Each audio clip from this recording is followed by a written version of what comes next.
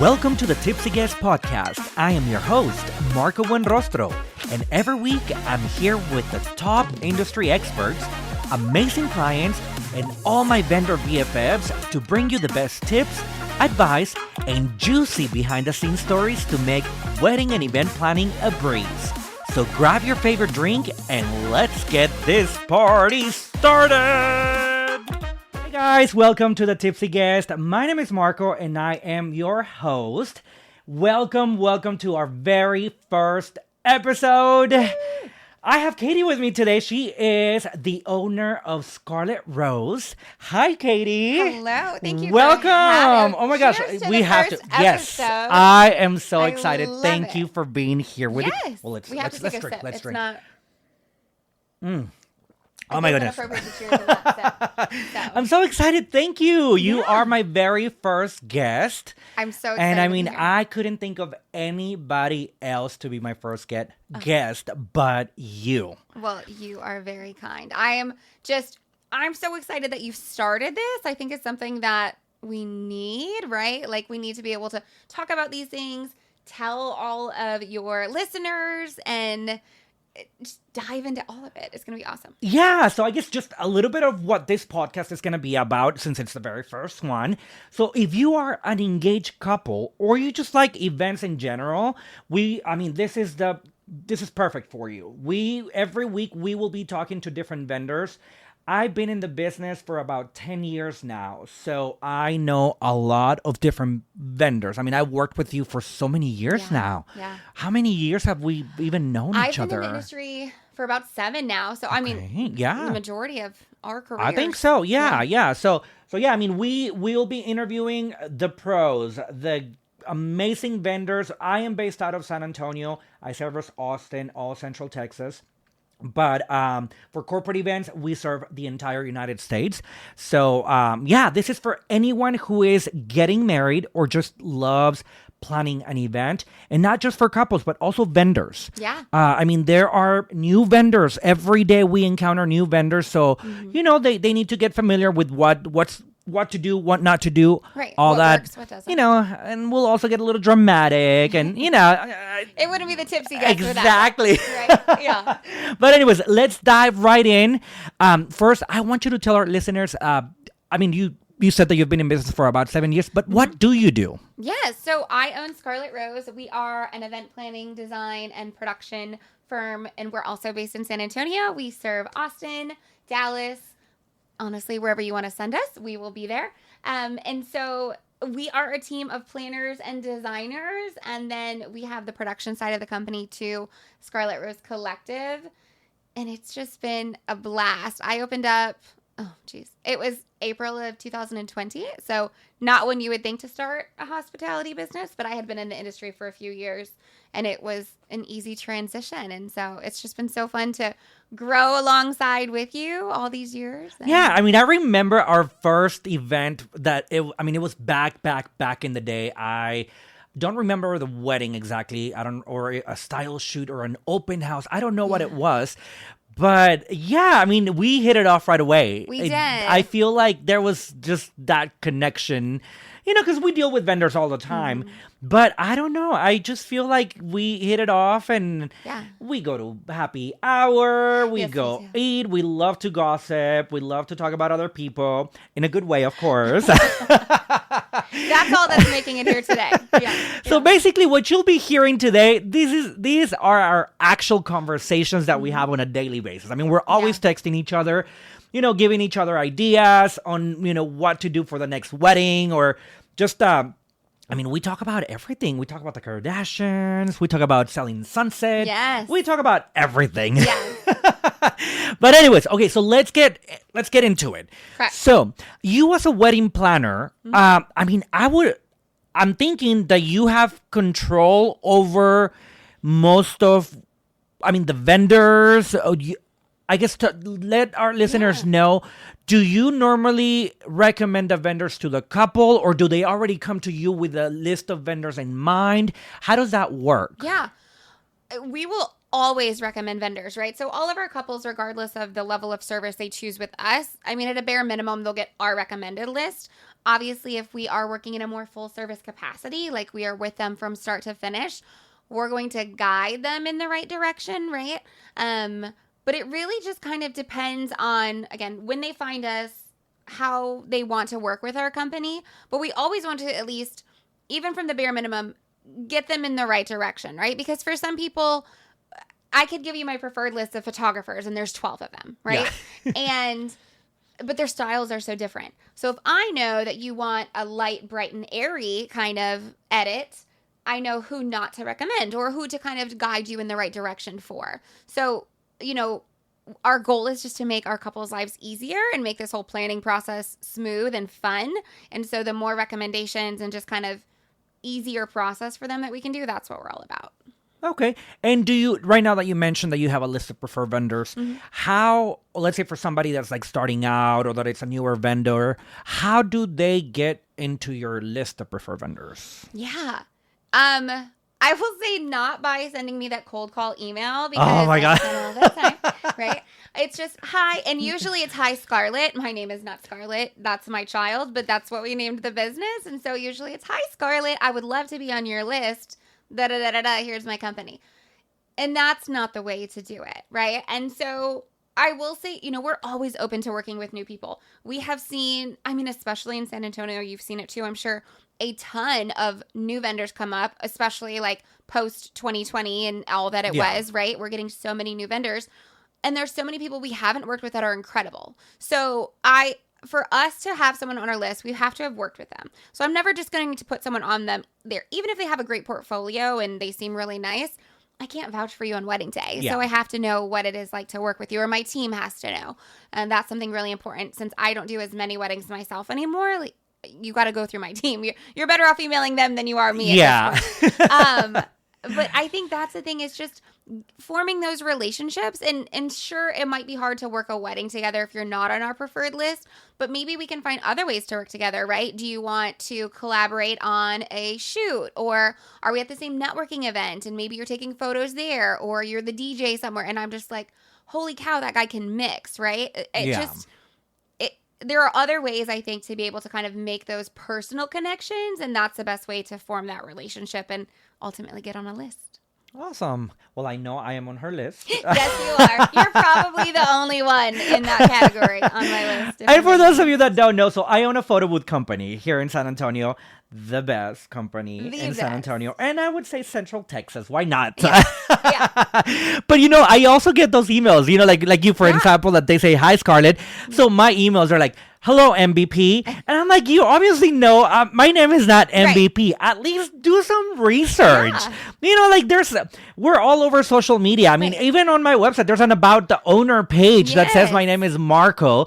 So I would say, yes, try harder. Don't just go like, hey, Mr. MVP. I mean, I like it when they call me Mr. MVP. That I think Mr. Worldwide. Yeah, I like But, for example, do a little bit of research and it's I would say make your emails a little more personable, instead of just like, hey, dear photo booth company or dear wedding planner, do some research and I think it looks better on them for sure if they get to know you before they even reach out to you. You can tell when it's a solid copy paste, right? I can tell if you just copy and pasted that to every other planner in the San Antonio, Central Texas market, and that's not going to work for me. Yeah. Sorry. I get it. Sorry. I mean, ChatGPT nowadays, sometimes they even forget to remove the little quotation marks that you get at the beginning and then the end. And that's when you know that they ChatGPT the email. Yeah. It's good for some things, not for that. No. Not for that. But okay, so let's talk vendors. Yes. So what would you say are let's keep it short. Let's say the top 5 vendors that would be like, those are like the most important vendors that you need to get to be able to start the process of planning a wedding. Okay.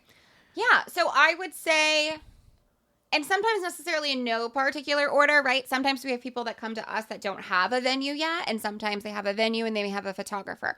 But I would say in some kind of top 5, I would do, of course, venue, because without a venue and a date, you don't have a wedding, right? So venue, wedding planner. Obviously. Of course. Obviously. Photography, videography, entertainment, photo booth is important. Don't get me wrong. But the way that we always describe it to our couples is we do phase-based planning in our company. So our first phase are your VIP vendors to this point, or those that really can only do one event in a day. Now, obviously, there are companies like mine that we have multiple planners on team. We can do multiple events in a day. But someone like obviously a venue, or a lot of times photo and video, it's just them, right? So they can only do one event in a day. Yeah. Or entertainment. Like if you want a live band, they're not going out and doing multiple gigs, like they're at your wedding. So, or if you have a DJ you really want to work with. So those are the ones that we really recommend off like the top. And then catering, I think, is also very important just because it has such a significant part of the budget, right? Regardless of if food is important to you and you're spending, $55 a plate, or if it's not and you want $17 barbecue. We're in San Antonio, yeah. right? Either way, like it's still going to be a big part of your budget. So those are the ones that I would recommend in some particular order. Do you have a preference between a DJ or a band? Like, is there something that you're like, oh? For me, not necessarily. I think what I always ask couples is what their priorities are. Because for some people, it is music and it's entertainment. And other people are like, they could just press play on Spotify, right? Yeah. And I'm not going to send that couple to my high tier DJ or band because that would not be respectful of them. So I think as long as a couple knows what's most important to them, that helps.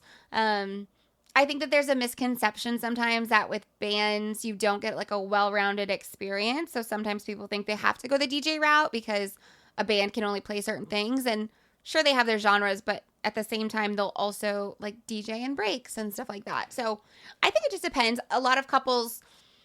I think for a lot of couples, if they've gone to a wedding where there is a band, they kind of love that experience. So then they want to emulate that at theirs too. So it's personal preference, but we love them both. When it comes to bands, I notice, of course, they have different sets throughout the night. Mm-hmm. So I guess what happens in between? Do they play do they have a playlist that it's just in between breaks? Or do the couple have to hire a separate DJ just to play in between the breaks that the band will take? How does that work? Yeah, that's a great question. The band should do the DJ music in between. And I think a lot of times they will kind of have like a pre-done playlist just because that's their break time, right? Yeah. So they're taking their breaks, they're getting their water or their wine or their beer, whatever they want to drink as a band member. Let's drink, girl. Let's drink. Okay, let's do that. Here we go. I mean, this is a Tipsy Guest. Tipsy vendors.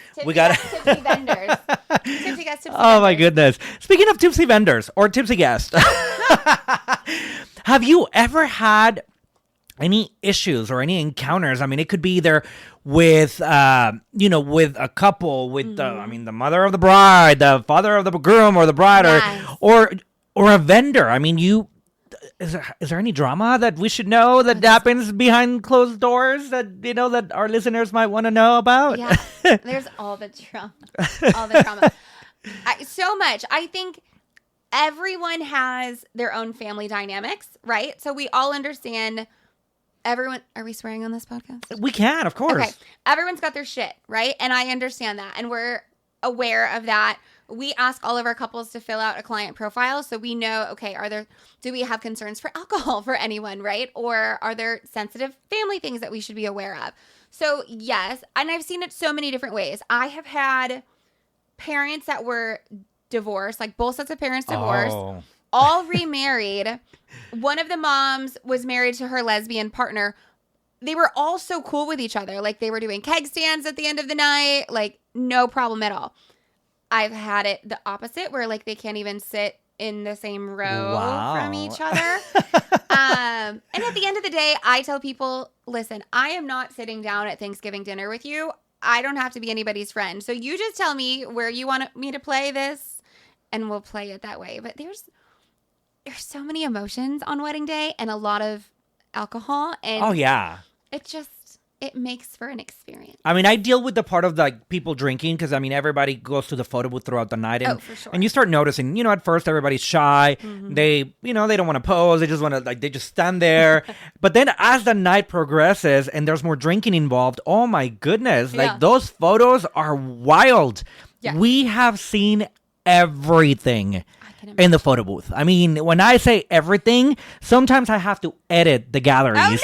Oh, no! And I'll still send the photos to the couple, but I just won't post them on the public gallery. Like, I just send it to them separately. Yes. Because, I mean, people get Wardrobe wild. Yes. Yeah. It's so crazy. So I can just imagine what you have to deal with. I mean, we only deal with that part of the weddings, but you are working with them. I mean, from months in advance. Right. I mean, how long, I guess, in advance do they normally hire you as a planner? Yeah. I mean, it depends on the level of service, right? What are we right now? August is by the time that we're recording this. And we just had somebody book us for December of this year and November of this year. So really short. But we have weddings as far as like 18 months out. So it really just kind of depends on the level of service. But yeah, I mean, we get to know the ins and outs of them, and, you know, we're a fun crew. So I will plan over happy hour and margaritas all day long. But everyone is different. I did a wedding recently, actually, one that I did that leading up to the ceremony, we couldn't find a groomsman. Like, legitimately could not find him. His partner, she was in the wedding party. She had his like iPhone, like couldn't find him on the Find My iPhone thing. Like, we couldn't find him at all. And we're trying to get ready to start the ceremony. And I'm like, how long are we waiting for this guy? How important is he to, right? Like, we knew he had been drinking all day long. And so we're lined up, ready to go. Everyone, it's Texas. They're sweating. It's hot outside, waiting for the ceremony to start. And I was like, we have to go. So finally, just before we went, the venue manager came and she said, oh, we found him. He was in the parking lot. And, oh, okay. Like passed out? Yeah. Taking a nap? Just taking a break. Taking a break. Oh, my God. He did not make the ceremony. I mean, wow. Okay, speaking of that, perfect example. Yeah. So I've noticed, because we normally go set up the photo booths earlier in the day as they are getting ready. Mm-hmm. And I've always noticed they're always drinking. Yeah. So, I mean, do you guys ever, like, talk to them and they're like, hey, you need to limit your drinking because then this could happen? Or, you know, sometimes that's literally all they do. So by the time it comes to actually go get married, they already look drunk. How do you guys deal with that? Yeah. I think it's a sensitive subject, right? I would never want to count someone's drinks, right? Some people can handle it better than others. And obviously, you know, some have more to eat that day than others. I think just being proactive and talking about, okay, let's talk about getting ready, right? You're going to be in hair and makeup starting at 9 a.m. What are your plans for breakfast? Are you having lunch delivered, right? What does that look like? So I think just being proactive and getting in their minds like, oh, we probably should get those deli sandwiches, or yeah, that's a good idea. But a lot of bar companies are really good, honestly, about noticing where the couple or where their guests are, right? A lot of times, at least here in Texas, we have like bar limits. So it's 4 or 5 hours, you know, and that helps, I think, a little bit. So I guess that is for the actual, like, during the actual wedding or the party. But do the venues limit their drinking during the day? Can they bring their own bottles? Can they be drinking like their own alcohol during the day as they're getting ready? Yeah, they definitely can. I mean, every venue is different. I think if a venue has a liquor license, again, at least here in Texas, if they can supply the alcohol, then the venues will supply it. And I think that might help curb how much is consumed in the getting ready process.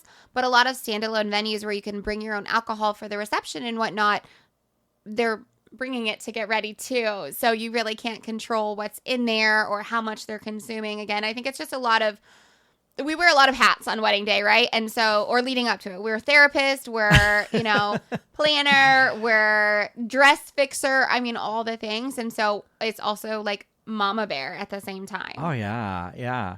And then so when you're working with the couple, I would say, how much input do you have, you know, when it comes to, I guess, the decisions? I mean, are there certain situations where the couple wants to do something and you, because you've done it for such a long time, you automatically know it's not going to work? I mean, do you talk to them and you're like, hey, no, I don't think that's a good idea? Have you ever, how does that for sure go? At our company, we do. I always tell people, like, we're a shoot you straight team, right? Like, I'm a no fluff. We're full transparency. We'll let you know if we think it's a good idea or if we don't. And it happens a lot, you know, when it comes to things like going back to catering, for example, and people's priorities, some people maybe don't have the funds or don't want to do a plated dinner. But if you've got 350 people and you're stuffed in a space where there's no room for a buffet, you can't do a buffet, or it's going to take so long, right? Yeah. Or things like that. So I think sometimes people don't think about that. Even like multi-levels, especially going back to catering. Like if you are doing a buffet and you have people on 2 floors, you need to have service upstairs and downstairs, right? Like don't ask your guests to come down the stairs in their, cocktail dresses or formal outfits. And so I think people just don't know what they don't know. And that's what's so important about listening to your vendors and hiring a planner. Doesn't have to be us, but hire somebody to begin with to say like, hey, this isn't my daily job, right? I can't do what other people do for a living necessarily, but I can tell you how to best set yourself up for success and less of a headache, this way. Yeah. Okay. Well, that makes sense. Yeah. But oh my goodness, Katy, it has been great having you here on our first episode. Oh so my God. Excited. Time flies. Like we're already running out of time. But please tell our listeners, where can they find you? Are you on social media, website, office? Like how can they get a hold of you? Yes, absolutely. So we are on Instagram, like we all are, right? So at Scarlet Rose Events, at Scarlet Rose Collective for the fabrication company. And then our website is scarletrose.co. And you can read all about the team and what we do and see more there. Awesome. Well, thank you so much. Again, I am very excited that you were my first guest. And we are definitely going to have you back. I mean, there are so many things that we need to talk about that we just don't have time in one episode. Yeah. So this is your open invitation to come back. I would love that. Yeah. Thank you so much. Everybody, please spread the word. If you know anyone that is engaged or they just love planning events, this is your podcast. Please leave us a review, subscribe, and until next time, see ya! Bye. Thanks for listening to the Tipsy Guest Podcast. If you know someone who could benefit from these tips, spread the love and share it with them. Don't forget to subscribe and leave a review. Next round's on us. Same time, same place. Cheers! This podcast is brought to you by MVP Photo Booth, the #1 photo booth rental company in San Antonio, Austin, and Central Texas.